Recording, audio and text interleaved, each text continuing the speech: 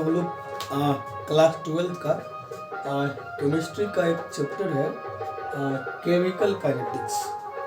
Chemistry का एक physical का एक चैप्टर है केमिकल काइनेटिक्स। इसके बारे में हम लोग पढ़ेंगे। सबसे पहले इस चैप्टर को पढ़ने से पहले अपने को लॉ के बारे में इंफॉर्मेशन होना चाहिए, मतलब लॉ के बारे में अपने को थोड़ा सा जानकारी होनी चाहिए, तभी हम इस चैप्टर को अच्छे से पढ़ सकते हैं, क्योंकि इस चैप्टर में लॉ का बहुत ही यूज है। ठीक है, तो सबसे पहले हम लोग लॉ के बारे में थोड़ा सा जान लेते हैं। लॉ को शॉर्ट में LOG लिखते हैं। लॉ का मतलब है लॉगरिथम। ठीक है, शॉर्ट में क्या लिखते हैं? LOG लिखते हैं। अब ये लॉग बेसिकली दो टाइप का होता है। ये लॉग क्या होता है? बेसिकली दो टाइप का होता है। एक होता है रेगुलर लॉग, जो पहला है उसको कहते हैं रेगुलर लॉगरिथम, और जो दूसरा टाइप है इसको कहते हैं हम लोग नेचुरल लॉग। अब दोनों क्या है, थोड़ा सा ध्यान से सुनिएगा। अब दोनों क्या है एक्चुअली? रेगुलर लॉग जो है वो अपने को इसका बेस 10 होता है, इसको हम लोग सिंपली लॉग लिखते हैं। क्या लिखते हैं? एक लॉग जिसका बेस 10 है, इसको सिंपली हम लोग लॉग करते हैं, और इसी को हम लोग कहते हैं रेगुलर लॉग, मतलब इसको हम लोग रेगुलरली यूज करते हैं। सिमिलरली अपने पास नेचुरल लॉग क्या होता है? जो लॉग है उसका बेस में ई होता है, और इसको शॉर्ट में ln लिखते हैं। क्या लिखते हैं? शॉर्ट में ln लिखते हैं। ठीक है, बाकी अंतर इतना ही, रेगुलर लॉग और नेचुरल लॉग में डिफरेंस इतना ही है, इसका बेस कितना होता है? 10 होता है, और इसका बेस कितना होता है? ई होता है।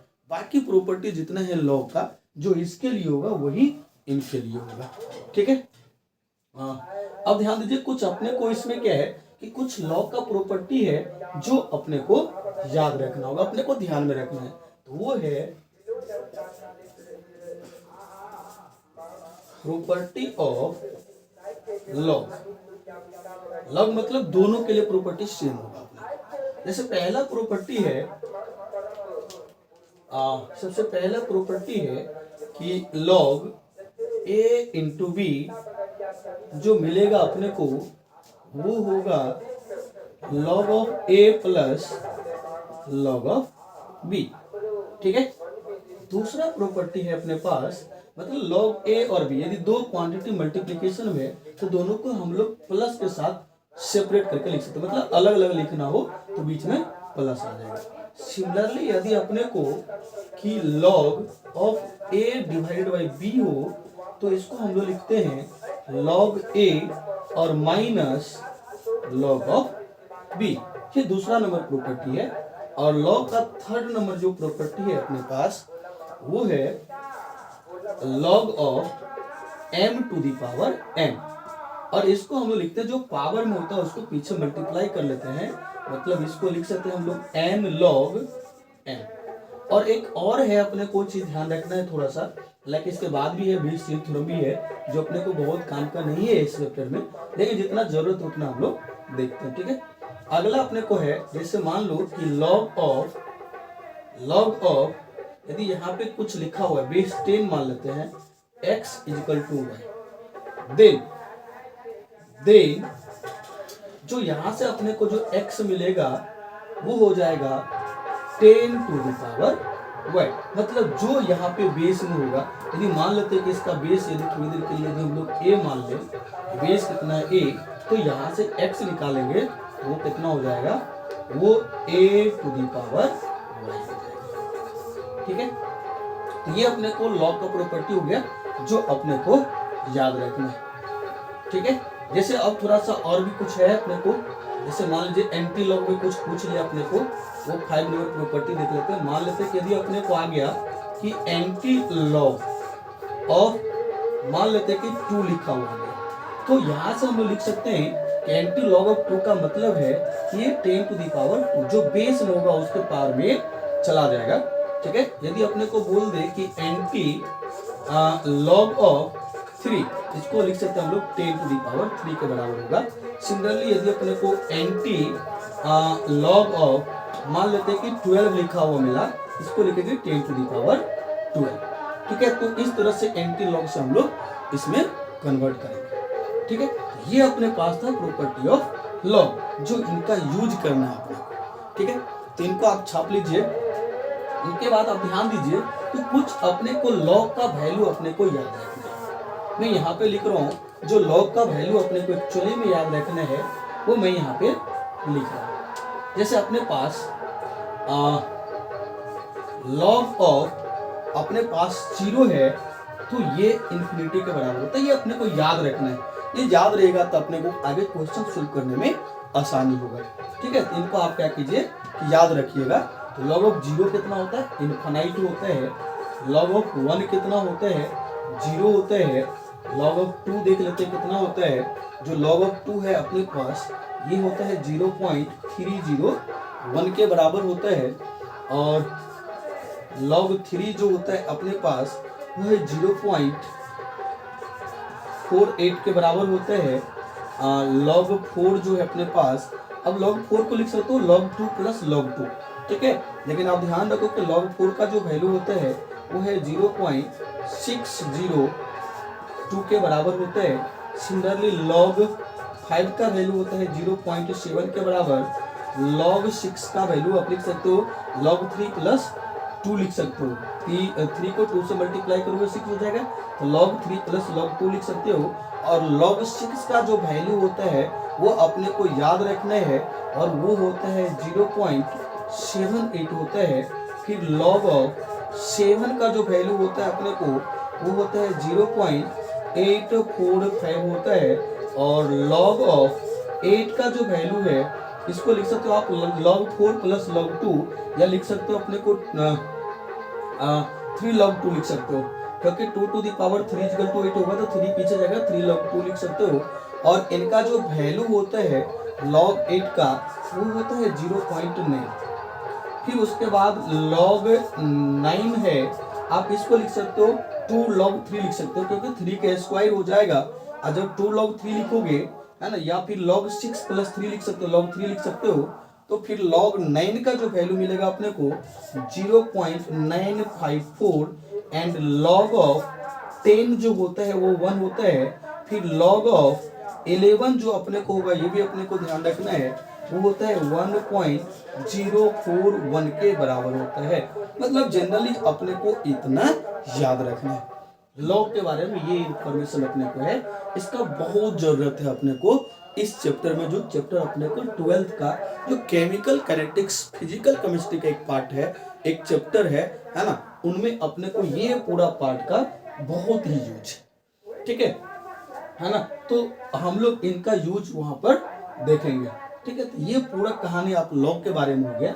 जैसे मान लेते कि अपने को, मान लीजिए कि इसी में log 8 का वैल्यू निकालना है, जो मैं बोल रहा था यहाँ से हम लोग समझ सकते हैं कि log यदि अपने को 8 का वैल्यू चाहिए तो इसको हम लोग लिख सकते हैं कि log ऑफ 4 × 2 लिख सकते हैं, है ना। और इसी को प्रॉपर्टी नंबर हम लोग पहला प्रॉपर्टी लगा करके लिख सकते हैं कि log of 4 plus log of 2। और देखिए log 4 का वैल्यू अपने को याद होता है पहले से, है ना, और फिर log 2 का भी वैल्यू अपने को याद होता है, दोनों को रखिए। फिर इनका log 8 का जो वैल्यू है वो अपने को निकल करके आ जाएगा। तो इसी तरीका से हम लोग क्या कर सकते हैं, बाकी का भी प्रॉपर्टी का जैसे जैसे अपने को क्वेश्चन में आएगा वैसे हम लोग क्या करेंगे, इनका यूज करते जाएंगे और इनके बारे में बाकी डिटेल भी सीखते जाएंगे लॉग के बारे में, ठीक है। तो सबसे पहले अपने को अपना जो पहला चैप्टर है वो क्या है, 12th का, जो बहुत ही इंपॉर्टेंट है। ये फिजिकल वाला पार्ट है अपने को, ये बहुत ही इंपॉर्टेंट है बोर्ड के व्यू से और कंपटीशन के व्यू से। कंपटीशन में सिर्फ मैं ये नहीं बोलूंगा आपको कि सिर्फ नीट का हो, जेईई मेंस का हो, एडवांस का हो, हर एक कंपटीशन में इस चैप्टर से क्वेश्चन आता ही आता है, इसलिए अपने को बहुत ही इंपॉर्टेंट, ठीक है।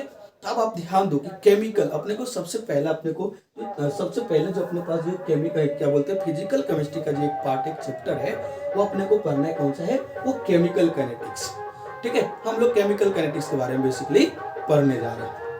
अब ध्यान दीजिए, इस केमिकल काइनेटिक्स के अंदर में क्या क्या पढ़ना है अपने को। मेनली अपने को केमिकल काइनेटिक्स है क्या, तो उनके बारे में हम लोग समझते हैं।